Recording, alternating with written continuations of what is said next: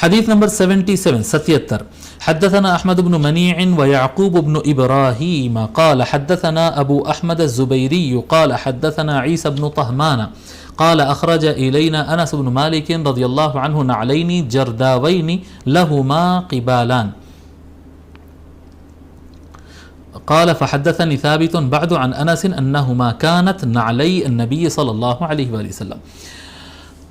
حضرت عیسیٰ بن طہمان کہتے ہیں کہ انس بن مالک رضی اللہ تعالی عنہ ہمارے کو نکال کر بتائے، دو چپل نکال کے بتائے جو جرداوینی، جس کے اوپر بالکل بال نہیں تھے، یعنی چمڑے کے ہوتے تھے نا اس زمانے میں، چپل عام طور پہ چمڑے کا ہی بنتا تھا، تو چمڑے کا چپل ہے، اور تو اس کے اوپر جس جانور کے چمڑے سے بنایا جاتا کئی مرتبہ اس کے بال بھی رہتے ہیں، اس طرح کے بھی بنتے ہیں،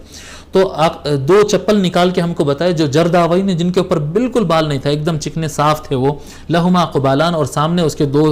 ڈوریاں سامنے کے حصے میں تھے، انگلیوں کی جگہ پر تھے. بعد میں ثابت نے مجھے بتایا کہ حضرت انس رضی اللہ عنہ جو چپل ہم کو بتائے وہ چپل اصل میں حضور صلی اللہ علیہ وآلہ وسلم کے نعلین پاک تھے.